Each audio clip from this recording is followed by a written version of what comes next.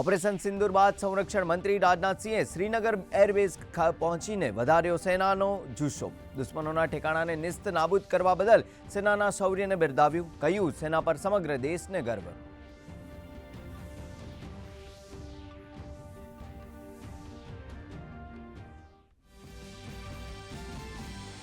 બંધારણના અનુચ્છેદ 143 કલમ 1 હેઠળ રાષ્ટ્રપતિએ સુપ્રીમ કોર્ટ પાસેથી 14 મુદ્દાઓ પર માગ્યું સ્પષ્ટીકરણ. આ સમગ્ર મામલો રાષ્ટ્રપતિ અને રાજ્યપાલ માટે સમય મર્યાદા નક્કી કરવાના સુપ્રીમ કોર્ટના નિર્ણય સાથે છે સંબંધિત.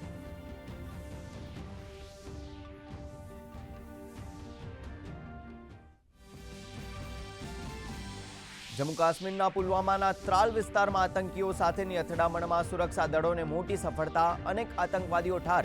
48 કલાકમાં સુરક્ષા દળનું બીજું મોટું ઓપરેશન. સુરક્ષા દળોએ સમગ્ર વિસ્તારને કર્યો ઘેરાવ.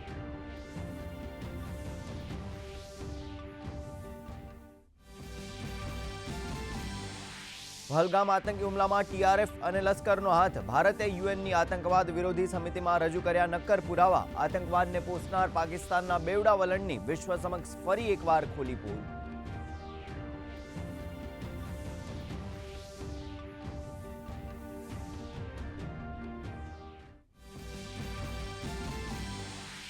વકફ સુધારા કાયદા પર આગામી સુનાવણી 20 મેના રોજ. કોર્ટે કહ્યું, બંને પક્ષો સંક્ષિપ્ત નોંધ દાખલ કરે. ત્યાં સુધી કોઈ પણ વકફ મિલકતને નહીં કરવામાં આવે ડી-નોટિફાઈ.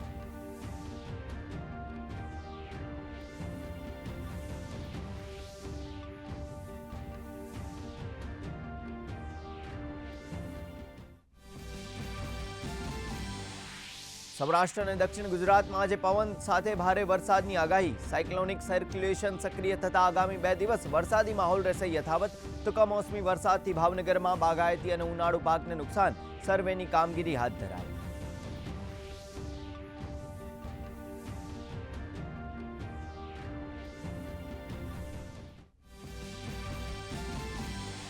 જન્મજાત બધિરતા ધરાવતા 100 બાળકોને નિઃશુલ્ક કોક્લિયર ઇમ્પ્લાન્ટ અને સ્પીચ પ્રોસેસર મશીનનું કરાયું વિતરણ. આરોગ્ય મંત્રી ઋષિકેશ પટેલે કહ્યું, કૃત્રિમ શ્રવણ શક્તિ દ્વારા બાળકોનું ભાવિ ઉજ્જવળ બનાવવાનું સરકારનું લક્ષ્ય.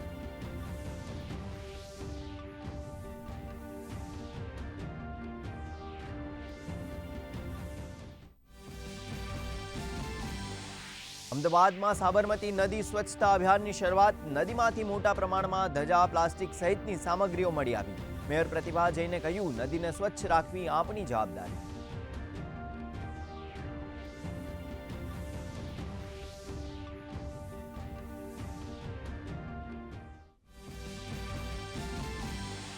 ભારત અમેરિકા વચ્ચે ટ્રેડ ડીલ થવાની શક્યતાને પગલે ભારતીય શેર બજારમાં શાનદાર તેજી. સેન્સેક્સમાં 1200 આંકડોનો ઉછાળો. નિફ્ટી 7 મહિના પછી 25,000ની સપાટીને પાર. રિયલ્ટી, ઓટો અને મેટલ શેર્સમાં લેવાલી. સોનું ચાંદી વધુ સસ્તા. તો ડોલર સામે રૂપિયો 28 પૈસા નબળો.